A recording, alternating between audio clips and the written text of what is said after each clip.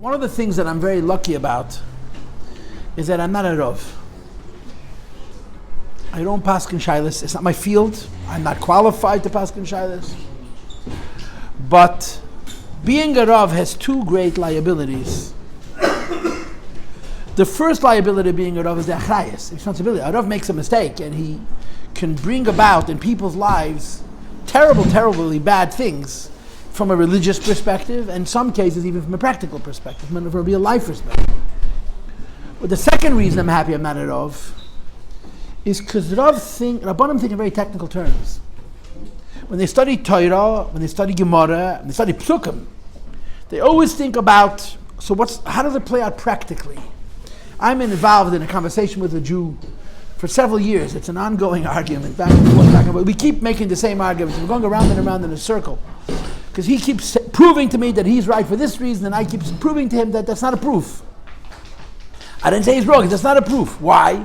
Because he's a Rav, his business is halacha, and from a technical perspective, he wants to permit a certain thing, and I'm saying that even if from a technical perspective it's permitted, from a spiritual perspective it's not acceptable. He's saying, what do you mean? It's not against the law. And I'm saying, there's much of the Judaism than the law. So I'm very happy that I don't have to paskin shaylos. My favorite occupation is teaching Hasidus. My not so favorite occupation is talking to people about their problems. But teaching, and Farbringing is also hard, but teaching, I love what I do. So what's the topic of tonight's class? The topic of tonight's class is murder. Murder, and I'm going to use words now that are not really literally true. And again, I can say this for not a Rav. I was passing Allah, I was going to be able to do this. You have murder in the Chumash 3 times. You have murder to Adam Rishon. Adam Rishon was told not to murder. You have murder to Noach. After the Mabul, Noach was told again not to commit murder. And then you have murder to the Jewish people when the Torah was given, Lo Tirtzach. And each of these 3 conditions of murder have different rules. And in some cases, extremely different rules. For example, there's a Zohar and a Medrash that says that if a non-Jew commits murder, 1 witness is enough, 1 judge is enough. The requirements to put that person to death for murder are far lower than the requirements would be to put a person to death who's Jewish, who's committed murder. You have to have 2 witnesses, and you have to have a kosher court. That means a minimum of 23 judges, and yet the man has to be warned within a few seconds of committing the crime. So there's 3 different scenarios of murder in the Torah. The first was last week in Bereshis, and I'm hoping one day Bereshis will be on Simchas Torah will be on a later date in the week or earlier date in the week, so that the yeshiva will start. Last year, Parshas Noach, I looked it up. I gave a Bereshis class because Bereshis, which is the most interesting parsha, the Chumash almost never gets parsha. But I would love to have an opportunity to teach the Sheva Mitzvahs B'nai Noach as they are in Bereshis. So first, quickly, what's the difference between the laws of murder in Bereshis and the laws of murder in Noach? The answer, Rabbi Yossi, is the law. It says in the Rambam, the Rambam holds that Adam Rishon was only given 6 mitzvahs; he wasn't given 7. You're not allowed to blaspheme God. You're not allowed to steal. You have to make a court system. You're not allowed to murder. You're not allowed to worship idols, and you're not allowed to be immoral. There's only 6, not 7. You know why? Because in the Rambam's opinion, killing an animal is exactly the same thing as killing a human being. It's murder. For the first 1656 years, 1656 from creation until Noach came out of the Mabul, according to Jewish law, for a human being to kill an animal was tantamount to murder. Just like killing another human being. And if there was a court system that followed the Eibishter's will, a person who killed an animal, unless of course he could say that it was self-defense, you could put that person to death for killing a chicken. Just like the PETA people want you to do now. Before the Mabul, killing an animal was murder. There's a fascinating machlekes rishonim, and I have a friend of mine, a very close friend who I love very much, who sent me some information on it, and tonight I found a ton more information on it. There's a machlekes rishonim that spills over machlekes achronim. If an animal died from natural causes before the Mabul, could you eat meat from a corpse? Before the Mabul, The laws of murder to other Marishin were the same for killing a person, killing an animal. What if an animal died naturally? Can you eat the meat of that animal? It's a machlokes rishonim, and there are 3 days. It's so interesting. My source is Torah Shleima in Bereshis. I'm planning to put this class up online. I'm going to put up all my sources if anybody wants to see them. It's Perek Aleph Ois Tov Tov Ches, I think, where the Menachem Kasha was an incredible God, brings 3 opinions into the Rishonim. If before the Mabul, when killing an animal for a person, any human being, Jew, and there were no Jews, was tantamount to murder, if an animal died from natural causes, could you eat the meat? According to Rashi and Tosfos, the answer is yes. You're not allowed to kill an animal, but if the animal was dead anyway, or if another animal killed an animal, this is what the early hunter-gatherers used to do. We used to be the scavengers. We would see a big cat, a lion, or a cheetah, or a leopard chasing another animal, we would chase the lion.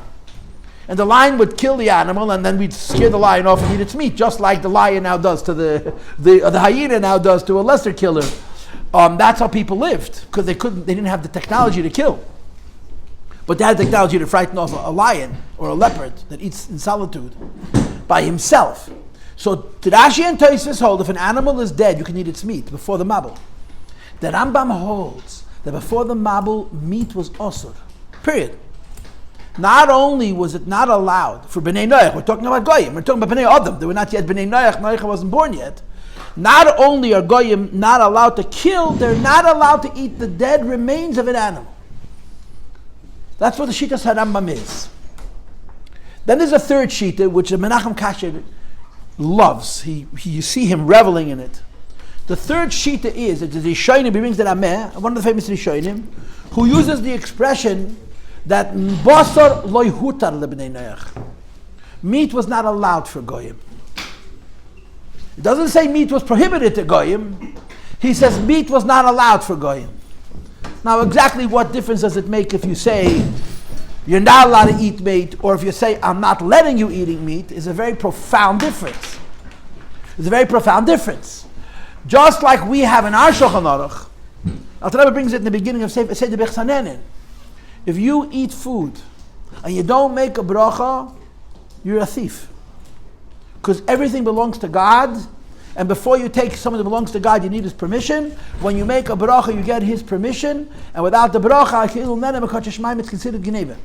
So, the third sheet in the Rishonim is that before the Mabul, again, one sheet is, even though you're not allowed to kill an animal, if the animal dies, you can eat the meat. That's Rashi and Tosfos. The second sheet, the Shita Rambam, is meat was osur. Meat was not allowed for a Bnei Noach. And the third sheet is, meat was not prohibited. Hashem didn't say you're not allowed to eat meat. But Hashem said the meat belongs to me and not letting you have it. Meaning, before the Mabul, the Rameh holds that the prohibition against eating meat was part of the general idea, like you're stealing from God. The world belongs to Hashem. You can only take what Hashem allows, and He's not allowing you to have this. So you have 3 opinions. Opinion number 1, that even though you're not allowed to kill an animal, if the animal is dead, you can eat its meat. Opinion number 2, that meat was also from the Neach. And opinion number 3, Hashem did not say you're not allowed to eat meat. He just said, I'm not permitting it. Meaning, before the Mabul, eating meat was not a problem because it was meat. It was a problem because it was like stealing from the Eibush. This is how it was until the Mabul. Then the Mabul happens. Noach comes out of the Teva, and Hashem tells Noach, from now on, human beings can kill and eat meat. Right? It's one of the big Chedush Parshas Noach. It's explicitly in the Chumash. I'll read the words. Vayevarech Elokim es Noach ve'esbanav. God Almighty blessed Noach and his children. Vayayim Elam, He told them, Pru, be fruitful and multiply, your mills will fill the earth. Umerachem v'chitchem yeh, your fear should be. Al kol chayas ha'aretz, know the animals of the land. V'al kel eifas shmayim, and all the birds of the sky. B'chel shatirбас hadam, anything that walks on the earth. U'b'chol gei yam, anything that lives in the sea. B'yatchem nitanu, is in your hands. And then he says famously, kol remes asher hu chai, anything which walks and creeps. Lachem yeh la'achla, I'm now allowing you to eat. This is Genesis 9:3. Kiyerek Esev, like you ate vegetables and grass until now. Nasat lekem eskel, I'm allowing you to eat meat. Until the Mabul was also for human beings to eat meat, according to the Rambam completely. And after the Mabul, Hashem says, I'm going to be allowing you to eat meat. So, when the Mabul happens, and Hashem says to people, okay, from now on you can kill animals and eat them, which is why I heard in the name of the Rebbe, and it's one of those koilis, people, when people take a position on something, they'll twist the Rebbe's words to work according to their will, no matter how many proofs you're going to make. This is one of those Kabbalahs that Lubavitch Chassidim have been passing along for 50 years, that there was a Yid who was himself a vegetarian, a big Rav. He's still alive. And he came to the Rebbe in the early 1960s and proposed to the Rebbe that Jews should be vegetarians. I spoke about this last year at length. And the Rebbe said to him, vegetarianism is Torah, is only for Yechidei Sgula. It's for select people, and it's a spiritual thing. The Eibishter allowed Jews to eat meat, they should eat meat. And he came out of the Rebbe's room, and he repeated to the Bacham what he heard. 45 years later, that man wrote a book, or autobiography, and he writes about Zechidus with the Rebbe, and he wrote exactly the opposite of what the Rebbe told him. He told it to the Bacham right away. 40 years later, he wrote what the Rebbe told him, as he wanted to remember what the Rebbe said, and he said the Rebbe agreed with him that people shouldn't eat meat. The Rebbe's opinion is, if the Eibishter allows us to eat meat, we should eat meat. Now, of course, there's in Chazal and in Halacha, you only eat meat when you're comfortable and you're rich, and all these other details, you eat it in moderation, etc., etc. But the Rebbe's position is, Hashem said you're allowed to eat meat, get Gesundheit, es Gesundheit. But in conjunction with the permission to eat meat, there are 5 dinim about what you're not allowed to do. I'm going to say this again. I want you to listen carefully to what I'm telling you. Alongside Hashem saying, I'm permitting you to eat meat, there are 5 things Hashem says you're not allowed to do. And you must understand that when the Torah tells us dinim in a certain sequence, in a certain pattern, the sequence and the pattern is the part of the halacha. Meaning, all the dinim of murder in Parshas Noach follow the permit to kill and eat animals. So there's a relationship between killing animals and eating their meat and all the halachas of not killing. Meaning there's a balance. Hashem says, I'm allowing you to kill animals, I'm allowing you to eat meat, but. So the but, which deals with a lot of things you're not allowed to do, is connected to the heter, the permission to eat meat, and you have to think about them together. The first of these 5 is Evim and Achai. You're allowed to kill an animal and eat its meat. You're not allowed to do tzar b'lechayim. You're not allowed to be cruel to an animal. And you're not allowed to eat the meat of a living animal.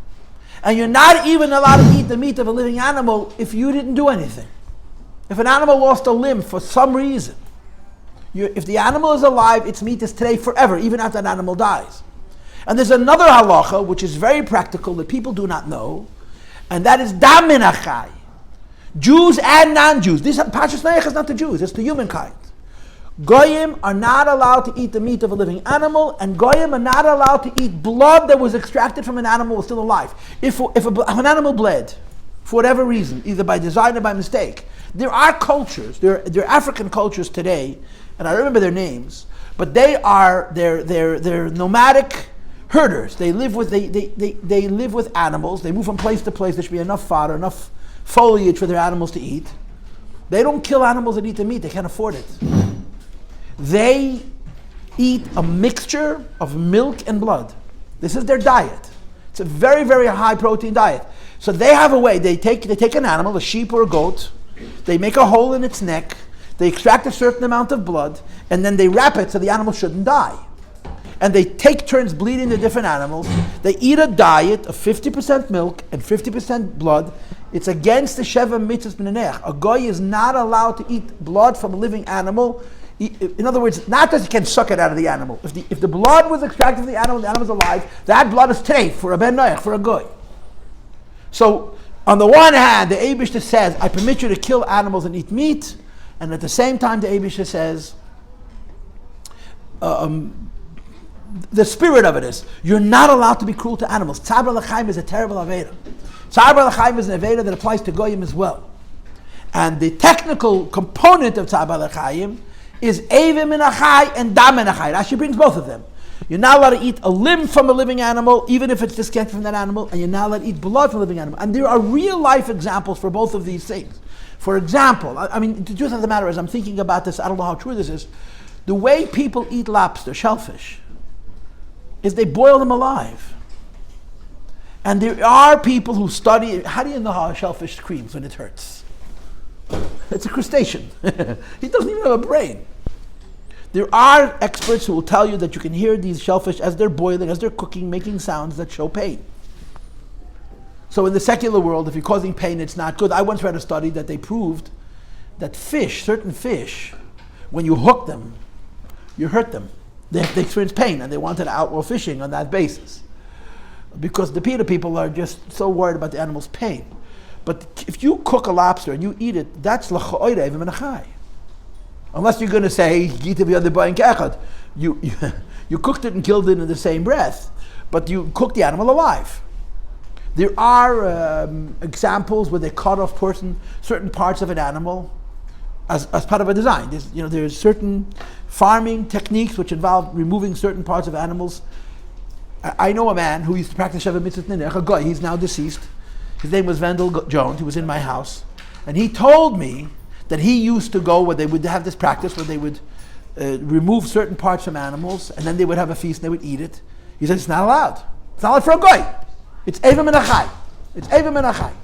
And like I said, the spirit of Eva Min Achai is also, let's be very clear, you're not allowed to be unnecessarily cruel to an animal. You can kill an animal, but you can't torture an animal. That's din 1. What's din 2? So that din, I'll read it to you inside, right? But meat, when it's still alive, or benafshe bedame, blood when it's still alive. That's how Rashi reads it. Achbosa benafshe dame. He reads it twice. Meat that comes from the animal was still alive. Blood that came from the animal was still alive. You're not allowed to eat. This is for God. This is b'nei nech. That's the first halach. What's the second halacha? Rabbi Yossi? Does anybody know? The second halacha is suicide. A person is not allowed to take his own life. However, as dimchem, your own blood, l'nafshesechem, for your own lives, edreish, I will demand. If a person chas v'sholom takes his own life, your life doesn't belong to you. A human being is not allowed to take his own life. And of course, the lashon of the pasuk is dimchem. I'm going to collect your blood. So I'm going to kill myself by asphyxiation. I won't spill any blood. I'll choke myself or I'll hang myself. David doesn't have a tainus, so the Gemara says that teaches us that bechanika, a human being, is not allowed to take his own life with blood or without blood. If a human being takes his own life, that is murder. Huh?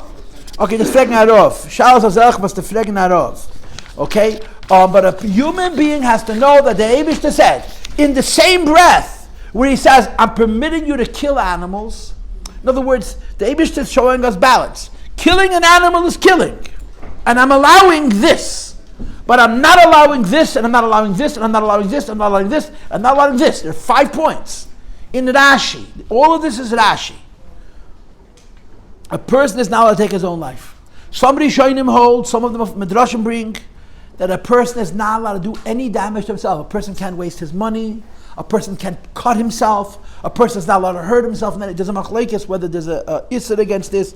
But there are some people who hold that just like a person is not allowed to kill himself, a person is not allowed to hurt himself. Meaning, just like if I kill myself and I claim, who did I hurt?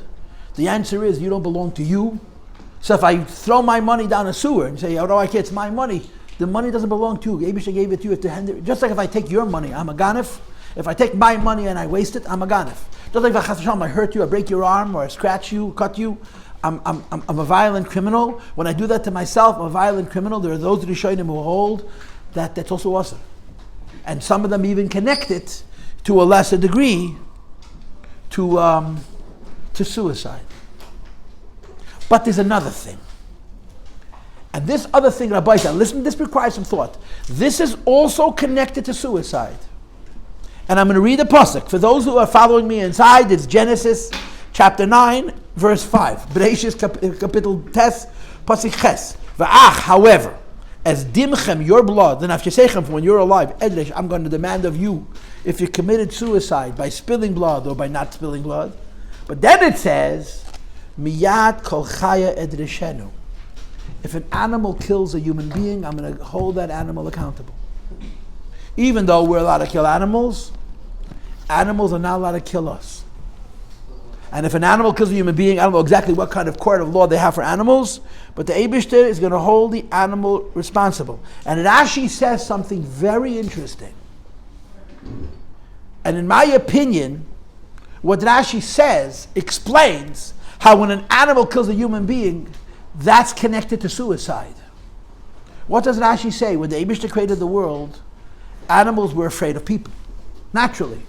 I don't know if you study. I spent a lot of time studying animals. That was for a few years of my life. I was very into it.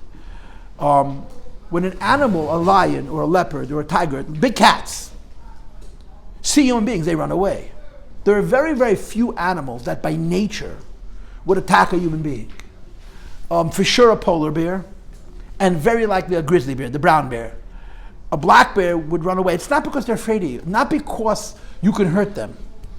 They just have an innate, they don't know what you are. Animals kill what they know. If they see something unfamiliar, they don't know what it is. When animals see a bipedal, see a person walking upright, they will not hurt you. Animals who killed people once, they develop a taste. They see how easy it is. So then they become, man killers kill many times. If a leopard has killed one man, he'll kill 30, and they have to go find him and kill him because it's so easy to kill people versus killing antelope. Might as well. We're like slowpokes. We're overweight and slow moving and with bad reflexes, and we go to all the wrong places, we do all the stupid things. So animals have to learn how to kill us. So the Rashi says, when God created the world, animals were afraid of people. Until Cain killed Hevel. When Cain killed Hevel, we lost our Tzelem Elokim. We lost our countenance of God. When we lost our countenance of God, the animals stopped being afraid of us. And there was a possibility that animals would kill.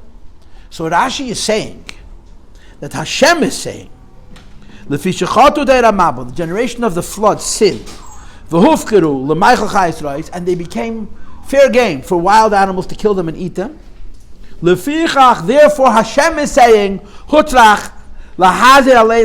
Hashem has to make animals again be afraid of people. That means, these words, Miyad Kochaya Drishenu, is Hashem talking to himself. I came to the animals of the field and I said, go kill people and eat them. I now have an obligation to go back to those animals and make them afraid of people again. Why? Because a person who doesn't have a Tzelem Elokim, an animal is not afraid of. Meaning to say, if I don't do any Avedis, if I have the stories that we have in our history of Gedali Yisrael who was Shemer Sabris, there's a famous story about a man who was called Ariel, who was a big tzaddik. He met a lion, and excuse me for giving you this example, he showed him his bris milah. And he was a Shemer Sabris. He was never once Meitzi Zedel Batola. And the animal fell on the floor like a little cat, a house cat, and spent Shabbos with him. And what's the Shabbos? The animal crouched down and this guy got on the back of the lion and he caught up to the caravan. It's a famous story. It's a true story.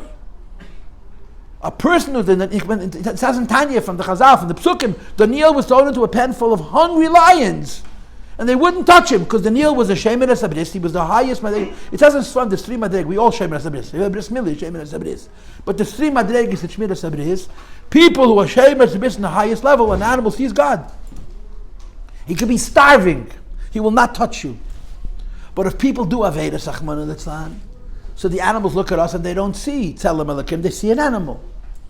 So Hashem is saying, now that the Mabul has happened, I, God, have an obligation to make animals afraid of people again. Now this is a part of suicide. Why? Because it's our fault that animals are not afraid of us. It's our fault that animals are not afraid of us because we lost our Tzelem Elokim. So the fact that an animal doesn't fear a human being, you could almost say, is the person's fault. So in Pasuk Hey, which is dealing with suicide, the Eibishter says, animals naturally are not afraid of you because you're not perfect. I'm going to give them back a fear. Because if an animal kills you, theoretically, hypothetically, in some esoteric place, it's suicide. It's your own fault. So in conjunction, see the logic? In conjunction with the laws of suicide, you have three dinim. Number one, you're not allowed to kill yourself with or without blood. Number two, you're not allowed to do damage to yourself or waste your property or destroy your wealth. And number three, Hashem has to prevent animals from killing us, even in such a case where animals don't fear us because we lost our Tzelem Elokim. So this second halacha, like I said to you before, there's 5 halachas of murder. The first halacha is you're not allowed to do Eiva ben Achai. Second halacha is you're not allowed to take your own life. In the halachas of suicide, there's 3 dinim. You can't take your own life. You're not allowed to hurt yourself. And Hashem doesn't let animals kill even those of us who the animal looks at and sees a fellow animal, doesn't see a human being. That's number 2. What's number 3? Number 3 is murder by accident.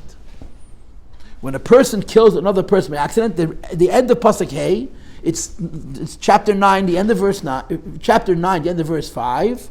Umiyad ha'adam, and from the hand of man. Miyad ish achir, from one man against his brother, edresh, I will demand, as nefesh ha'adam, the soul of man, meaning if you kill someone by accident, there's a punishment. Even though you did it by mistake. And by the way, in American law, there's something called murder 1 and murder 2 and murder 3, and then there's manslaughter 1 and manslaughter 2 and manslaughter 3. Murder means I killed on purpose. Manslaughter means I was negligent and someone died. They're very different crimes. In halacha, there's something called shegeg and something called oinis.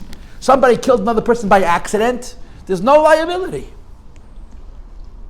If I was driving on a highway and had a relatively new car and my brakes failed, I don't have to go to Ari Miklat. Shegeg doesn't mean a person died at my hand by an accident. Shegeg means a person died at my hand by negligence. If I would have been careful, it would not have happened. Shegeg doesn't mean an accident. Shegeg means negligence. So a person has a liability. So the third category of murder, which Hashem is talking to Goyim, that the Parsha speaks about, is when a human being kills another human being by accident. There has to be accountability, and the Rebbe brings a famous medrash how the Eibishter catches up if you killed somebody and nobody saw. Hashem is going to make arrangements that your consequence should come your way. That's number 3. And of course, number 4 is when you murder on purpose. And when you murder on purpose, forgive me for speaking grub, it's a life for a life. If you kill by accident, you don't get killed. You go to Arei Miklat. This is Goyim, go to cities of refuge. But if you kill on purpose, this is verse 6.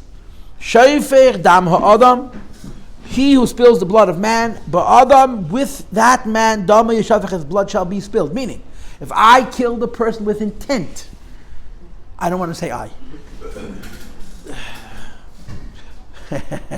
Christopher, Wilhelm, which guy should I?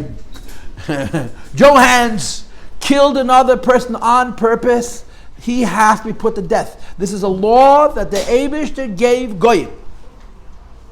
In other words, a person murders with intent, it says in Parshas Noach in Kapitel Tes, Pasuk Vov, his punishment is death. Azay steht in Chumash. Now we can debate capital punishment until we have 6 fingers on our hand or here on our palms. But that's what it says in this pasuk. Now, how does this apply to Shev Mitzvah Neneach? Like I told you before, if you're a rabbi, you paskin halachas, your whole life is technicalities and rules and exceptions and lawyers and judges. But the spirit of the law is, if you murder with intent, you're not just punished. Whoever, someone murders with intent, his life has to be taken. That's biblical. It says in Chumash, without Rashi. Go ahead. Is there anything in Judaism about like war crimes? As in like killing someone unnecessarily? Yes. There's laws of war. There's laws of war. This is a conversation that we really should do a whole class to, but Shaftim happens to be in the summer, so it doesn't really happen. When if you know the history of Christianity, and unfortunately there's a lot of Jews like this, but Christianity made this into an art form, has used the Bible as an excuse for many, many things. I mean, we used the Bible as an excuse for slavery. We, the American civilization, not only said slavery is allowed, they said slavery is it's a mitzvah. And they went on the Bible.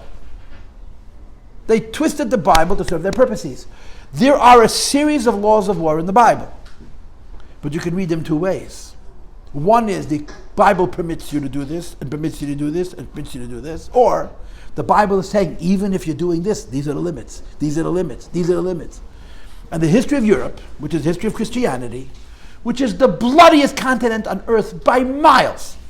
And of course now they're busy telling the whole world that they're the source of kindness. They understand. But what Europeans have done to each other in the last 1,000 years it makes Asia and Africa and the Americas, it pales in comparison. They've been killing each other non-stop.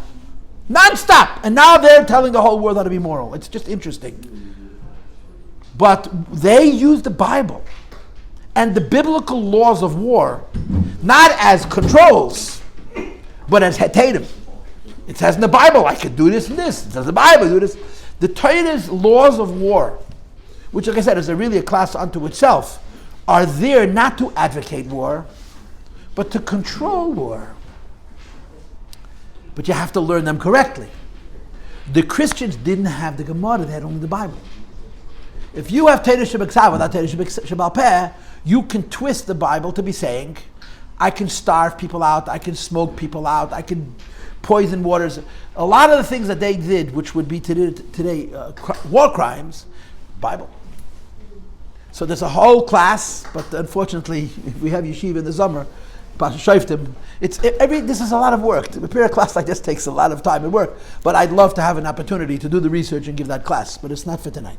Now, the last thing, and this is the most interesting, Chavre, and this is Rashi, and it's also a Gemara. What's the next pasuk? We have so far 4 laws of murder that all are the boomerang, they're all the reaction to Hashem saying, I'm letting you kill animals.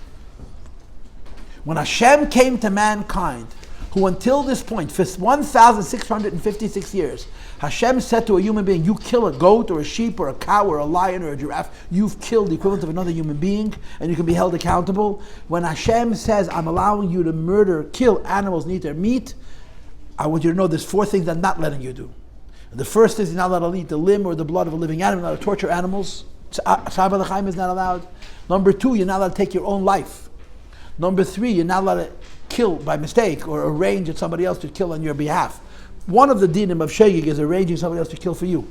Number 4, if you kill with intent, you need to be put to death. That's what it says in passage Vav. But there's one more law. Pasuk Zayin. Everybody listen carefully now. Va'atem and you, Peru and be fruitful and multiply. Shirsu ba'aretz, multiply in the earth, Revuvan, become many. Says Rashi, and this is a Gemara, and there's a lot of Chassidus in this, a lot of Kabbalah, there's a Shalah in Parshas Noach, Barichas Gedela, that if a human being refrains from having children, that is an act of murder. It's Rashi, today's Chitas. If a human being says, I don't want to have children, it's considered an act of murder, and that's law 5. Law 1, I can't be cruel to animals. Law 2, I can't take my own life. Law 3, I can't kill by mistake. I have to be accountable for killing by mistake. Law 4, if I kill with intent, there has to be a punishment of death. Law 5, if a human being says, I'm not having children, that is a tantamount to murder. It's a pasuk in Parshas Noach. Hashem is saying this to Goyim. According to the Torah, every human being has an obligation to have children. Now, Jews have a positive mitzvah. Period. Goyim don't really have positive mitzvahs. They have negative mitzvahs. And the negative mitzvahs is, you were told by God to have children, and if you refrain from having children, it's tantamount to murder. Now, it doesn't say you have to have 50 million. But the idea that human beings decide not to have children, the Torah considers it murder. Now, I want you to know that 35 years ago, when I was a bocher, a little older than you, I went on Mekashlichus. This is 1987. 1986 or 7. And we met a couple who was living in Leisure World. In California, they have these senior communities. In other words, they're gated off areas where elderly people live together. They're in good health. And you either buy a cottage or you rent a cottage and you live with other seniors, and there are many programs, and they're entertained and they're kept busy and they're socialized and they have very beautiful quality of life. It's called Leisure World. I met an old man 35 years ago. They were both in their early 80s. When we walked into their house, the first words out of their mouth was, we never had any children. So my first word out of my mouth was, oh, I'm so sorry to hear that. And they said, no, Rabbi, you don't understand. It was a conscious decision. So if in 1987 they were 85, 82 or 83, right? They were born at the turn of the century. They were born in 1905. They got married right after the First World War. After the First World War, most human beings still thought it was a good idea to have babies. This new disease of not having kids and blaming it on the fact that you're trying to save the world's more population. And when people have children, they're somehow less human. The insanity of that, the backwards logic of that, started after the 60s. That you can blame the hippies. It's the legacy of the hippies. But in the 1950s and 1960s, the average American family was 4 children. 3 for sure. You know how frei you needed to be in 1921 to make a decision about having babies? You had to be so secular. You had to be so, what they would call progressive, modern, to think through such a scientific, a human, cockroaches know you're supposed to have kids. There's not a cockroach in the world that practices birth control. So they're going to say, well, they're stupid, but we're smart. No, they're human. They're biologically motivated, and you use your mind to do something which goes against the very nature of being human. It is a basic condition of all living things to procreate. That's how Hashem made us. And that's what He tells us to do. Have babies. Right after the laws of murder comes the laws of having babies, says Rashi, because if a person makes the conscious decision not to have children, that is tantamount to murder. You guys have to raise your children? I can't hear you. You guys have to raise your children? Absolutely. You have to bring them into the world, and you have to look after them, whatever the halachas may be. But it's a fascinating thing. Now, there's in Kabbalah, they say, they say very profound esoteric things about this. So again, I want to make it very clear. I am not saying that the Torah is saying that a goy has to have 10 children, that a goy is not allowed to have what we do call family planning or birth control. But it's a biblical commandment on human beings, including non-Jews, to bring children into the world. And when it comes to goyim, not when it comes to Yidden, when it comes to goyim, where are those laws written? It's written in the sequence of the laws of murder. To tell a non-Jew that if you're such a smart goy that you decide that you're not going to have any children, you should know that in the Bible that goes into the series of laws about murder. It's like killing. A human being has to have kids. The Eibishter is such a smart Eibishter, he could tell what's going to happen in 1970 and 1980 and 1990, 5,000 years into the future, and he wrote this in the Chumash. Did you say there was a movement like the early 1900s, early 20th century to not have kids because they were running out of food? No, not as far as I know.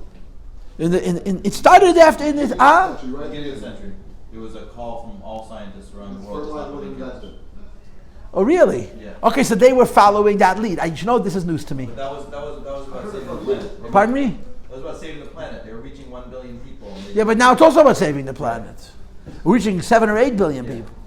Do you know that there are reputable scientists who say that to feed 15 billion human beings is not difficult on this earth? Yeah. And you're not going to take away the land from the animals. There's going to be enough water and enough carbon and enough oxygen.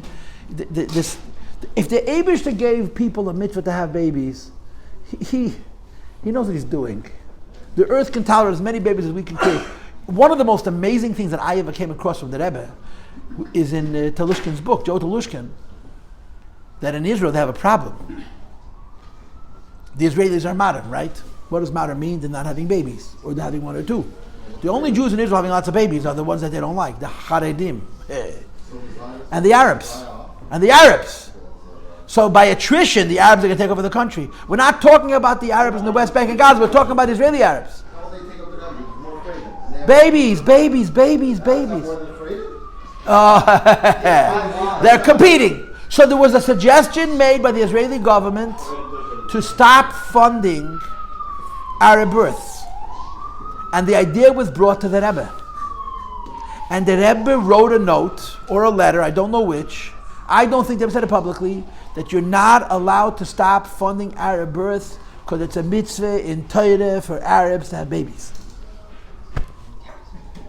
You think the Lubavitcher Rebbe has surprises? That's how open-minded he is. The Rebbe worries about every Israeli life more than anybody else in the world. He says, but it's a mitzvah on Goyim, including the Arabs, to have children, and the Israeli government has to do everything in their power to help them because they're fulfilling their mitzvah. You don't like it? Have another baby.